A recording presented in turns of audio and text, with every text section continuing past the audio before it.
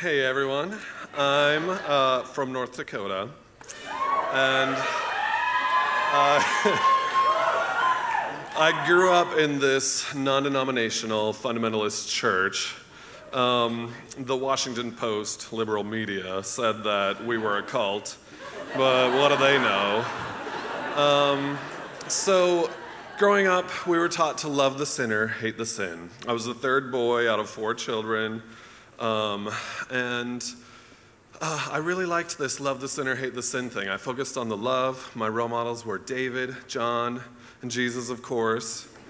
And I was corrupted at an early age, though, by the Care Bears. The secular world really got me. I just love their method of using the Care Bear stare to turn bad guys into good guys without actual violence. And that's basically what we did when we traveled around the country and told people about the real Jesus. So one day, I got all of my stuffed animals together, and I started dancing in a circle in the living room, and I was gonna save Satan. I started singing this song that I made up, and the lyrics were really catchy. They went something like, I love you, Satan. You're my best friend, Satan. You don't have to be bad anymore, Satan. I think I threw Lucifer in there a couple times too. And it was going great, and when I got to the second verse, my brother walked in and dropped whatever he had in his hands, and at the top of his lungs was like, Philip's worshiping the devil!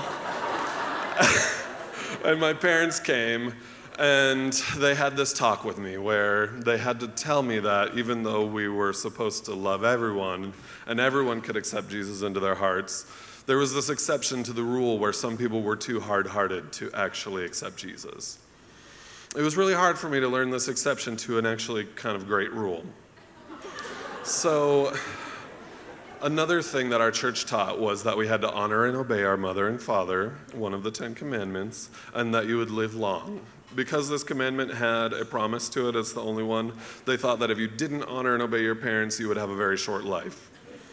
So my mother, being in charge of the family, made sure that we were honoring and obeying her, and she developed this great thing that I like to call the surveillance state, where she listened in on our phone calls, later on she read our emails, she checked our browser history. I found out that she actually read our journals. So even our thoughts weren't safe from Mother Dearest, but she was doing it for the right reasons. Then I found out when I hit puberty that another thing that our church really wanted to control was our masturbation. When I hit puberty and they found that one cursed crusty sock or whatever it was, they enrolled me in this accountability group in the church where I had to hang out with some of my male peers in the church, and we had to confess anytime we masturbated. And we would have to ask each other for forgiveness for failing the group and ask Jesus for forgiveness. And we were taught that in order to stem these lustful thoughts, that we could think of the glowing cross to push those thoughts out. And I had to take Jesus off of the cross because he was always ripped. So mine was just one of those light-up crosses on the side of the road for the Baptist churches. It didn't really work. We were not supposed to masturbate because it was apparently disrespectful to women, which I just didn't understand that. My mom and I were fighting one time, and she started crying, and she was like, "You're masturbating again, aren't you? Because you're being so disrespectful to me." I don't think she understood how it worked either. So, one trip to the big city of 60,000 people north of us, I went to a Barnes & Noble, and I discovered the photography section. And I also learned that men are beautiful.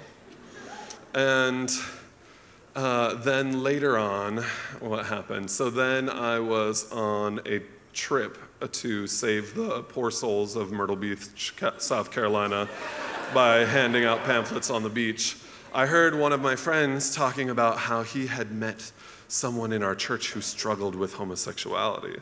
And it was the first time I'd ever heard that word homosexuality like as a thing people have. And I was like, oh my gosh, I struggle with homosexuality too. And I told all my friends, like, crying, like, oh my gosh, this is why, you know, I feel different. And so when I got back from the trip, I entered into ex-gay counseling in the church.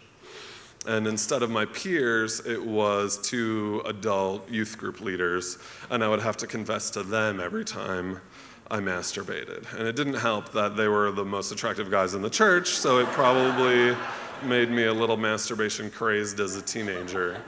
But I confessed to every one of them. So I didn't tell them what I was thinking about. Outside of the conversion therapy, I also now had terminology to search the internet for. And I found on one of these times these beautiful pictures of naked men doing things to each other. And I downloaded them onto a little diskette because our internet was very strictly monitored.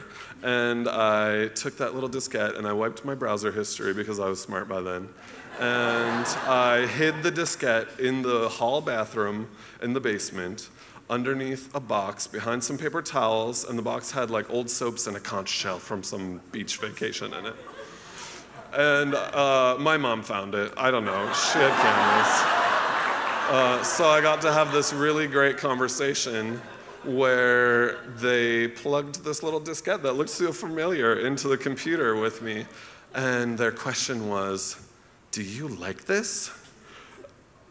And when your parents are looking at like hairy men doing things to each other, my answer was, I think so. And then they told me that I wasn't allowed to help with the Sunday school anymore because I wasn't safe around children.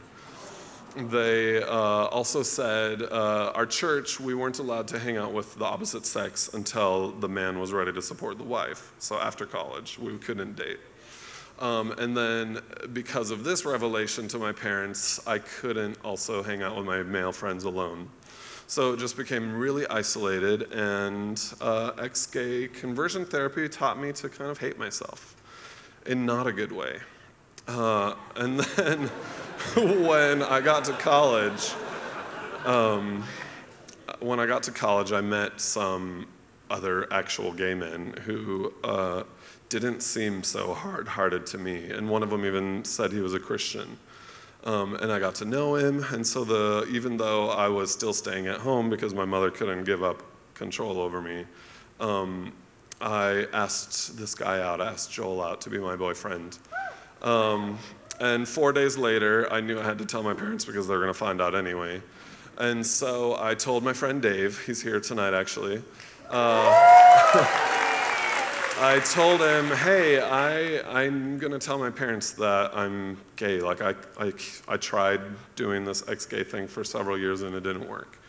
And he was more freaked out than I was. I was like, I guess I was very blonde then. So he was like, well, call me when you're done telling them, and if you don't call me, I'm going to call you, and you tell me if you need help. Tell me you need help on homework with chapter 2 or something, and I'll come get you.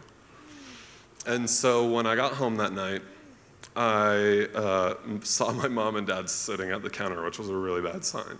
And they said, Philip, we need to talk. You've been hiding something from us. And I was like, yeah, well, yes, I have been hiding something from you.